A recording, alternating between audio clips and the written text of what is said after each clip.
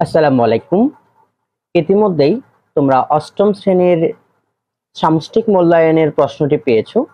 আমরা অষ্টম শ্রেণীর সামষ্টিক মূল্যায়নের প্রশ্নটি সমাধান করব এবং সম্পূর্ণভাবে কিভাবে পরীক্ষায় লিখবে সে নিয়ম সহ সম্পূর্ণ হ্যান্ড নোট ভিত্তিক তোমাদেরকে সমাধান করে দেব।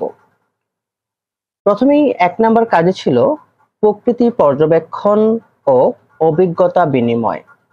এখানে তোমরা যে কাজটি করবে, একটি নমুনা ছক তোমাদেরকে দেওয়া থাকবে, যেখানে থাকবে যে তুমি কি পর্যবেক্ষণ করেছো, অপর দুই বন্ধুর সাথে আলোচনা করে তারা কি কি খুঁজে পেলো সেগুলো একটি নমুনা ছক তোমাদেরকে দেওয়া থাকবে।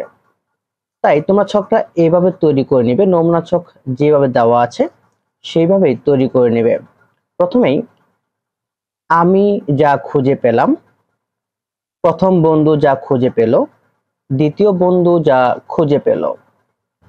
প্রাকৃতিক দুর্যোগ, এখানে আমি খুঁজে পেয়েছি যা বন্যা, ঘূর্ণিঝড়, ভূমিকম্প। প্রথম বন্ধু যা খুঁজে পেল বন্যা, খরা, ভূমিধস। দ্বিতীয় বন্ধু যা খুঁজে পেল ঘূর্ণিঝড়, বজ্রপাত। এখন এই প্রাকৃতিক দুর্যোগের সামাজিক প্রভাব কি? আমি যা খুঁজে পেলাম সেগুলো হলো জীবনহানি, সম্পদের ক্ষতি, আতঙ্ক।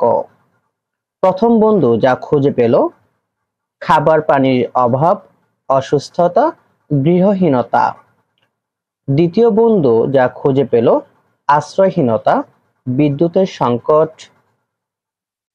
ইসলামের বিধিবিধান, এক্ষেত্রে ইসলামের বিধিবিধান হলো আমি যা খুঁজে পেলাম দোয়া করা, কোরআন পড়া। প্রথম বন্ধু যা খুঁজে পেল প্রতিবেশীকে সাহায্য করা, দোয়া করা, এবং দ্বিতীয় বন্ধু যা খুঁজে পেল আজান দেওয়া, দান খয়রাত করা ইত্যাদি। এই ছিল আমাদের নমুনা ছকের ছকগুলো পূরণ করার জন্য নিয়মাবলী। এরপর তোমরা চাইলে লেখাকে আরো সুন্দর করার জন্য উপসংহার লিখে দিতে পারো, যা তোমার লেখাকে আরো বেশি শ্রুতিমধুর করবে এবং শিক্ষকের কাছে গ্রহণযোগ্যতা বাড়াবে। উপসংহার হিসেবে লিখতে পারো, প্রাকৃতিক দুর্যোগের সময় ইসলামের বিধিবিধান চর্চা আমাদের মানসিক শক্তি ও সহমর্মিতার গুণাবলী বাড়াতে সাহায্য করে। আমরা আল্লাহর উপর পূর্ণ আস্থা রেখে এবং একে অপরকে সহায়তা করে এই দুর্যোগ এর সময় দুর্যোগ মোকাবেলা করতে পারি। কাজ দুই হলো সমস্যা খুঁজে বের করি। এখানে চিহ্নিত প্রাকৃতিক দুর্যোগ সমূহের ফলে আমাদের যে সম্ভাব্য সমস্যাগুলো সেগুলো আমরা খুঁজে বের করব। প্রথমে আমাদের এই ছকগুলো পূরণ করে নেব, প্রাকৃতিক দুর্যোগ এবং সম্ভাব্য সমস্যা। প্রথমে আমরা খুঁজে বের করেছিলাম বন্যা। বন্যার জন্য যে সম্ভাব্য সমস্যাগুলো হতে পারে পানিবাহিত রোগ, ফসলের ক্ষতি, গৃহহীনতা, খাবার পানির সংকট, সাধারণত এই সমস্যাগুলো হয়ে থাকে। দ্বিতীয় হচ্ছে ঘূর্ণিঝড়। ঘূর্ণিঝড়ের জন্য সম্ভাব্য সমস্যাগুলো হলো ঘরবাড়ি ধ্বংস, যোগাযোগ বিচ্ছিন্ন, আশ্রয়হীনতা, বিদ্যুৎ সংকট। ভূমিকম্প। ভূমিকম্পের ফলে যে সম্ভাব্য সমস্যাগুলো হয় গৃহধস, প্রাণহানি। ভূমিধসের ফলে যে সম্ভাব্য সমস্যাগুলো হয় গৃহহীনতা, রাস্তা বন্ধ, খাদ্য ও পানির সংকট।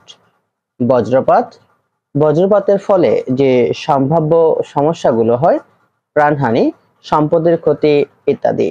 তোমরা চাইলে এর থেকেও অর্থাৎ এই নমুনা অনুযায়ী তোমরা তোমাদের নিজের মত প্রকাশের মতো স্বাধীনভাবে আরো কিছু লিখতে পারো। একাধিকভাবে তোমাদের যেন এর সাথে অর্থাৎ এই নমুনার সাথে মিল রেখে আরো বড় করতে পারো। এখান থেকে আমাদের ইসলামের দৃষ্টিতে শিক্ষা, প্রাকৃতিক এবং সামাজিক দুর্যোগ থেকে আমরা ইসলামের দৃষ্টিতে বিভিন্ন মূল্যবান শিক্ষা পাই। এগুলো হলো নিম্নরূপ। 1 নম্বর হচ্ছে আল্লাহর উপর পূর্ণ আস্থা রাখা। যে কোনো প্রকার দুর্যোগে আমাদের আল্লাহর উপর ভরসা করা, আল্লাহর উপর ভরসা রাখা উচিত এবং তার কাছেই সাহায্য প্রার্থনা করা উচিত। আল্লাহ তাআলা কোরআনে বলেছেন, আল্লাহ নিশ্চয়ই ধৈর্যশীলদের সাথে আছেন। সূরা আল বাকারা আয়াত 153। তোমরা যদি এরকম করে, অর্থাৎ কত নাম্বার আয়াত কিংবা আল্লাহ তাআলা কি বলেছেন, যদি এই লেখাগুলো লিখে দাও, তাহলে অবশ্যই সেখানে লেখাটা তোমাদের খুব গ্রহণযোগ্যতা বাড়াবে। তাই এই টাইপের অর্থাৎ সূত্রগুলো অবশ্যই দিয়ে দিবে। 2 নম্বর ধৈর্য এবং সহনশীলতা। দুর্যোগের সময় ধৈর্য ধারণ করা ইসলামের একটি গুরুত্বপূর্ণ নির্দেশনা।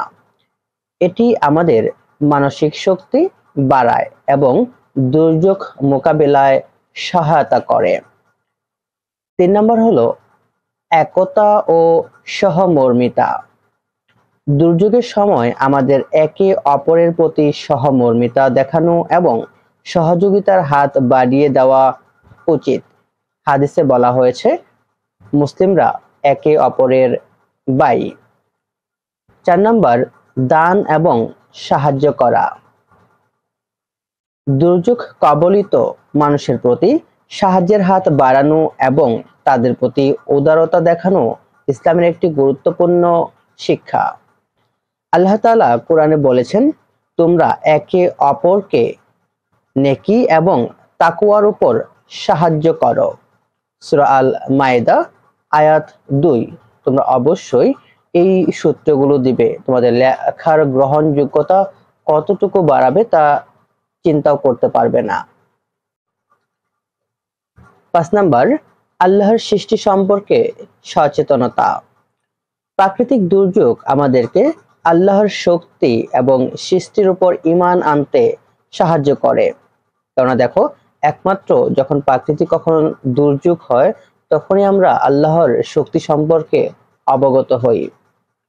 আল্লাহ তাআলা ক্ষমতা সম্পর্কে আমাদের অবগত করে এবং আমরা যে দুর্বল সে সম্পর্কে সচেতন করে থাকে। অর্থাৎ একমাত্র প্রাকৃতিক দুর্যোগেই আমরা কতটা দুর্বল, অসহায় সেগুলো বেশি ওঠে। এই ছিল আমাদের 1 এবং 2 কাজের সম্পূর্ণ সমাধান।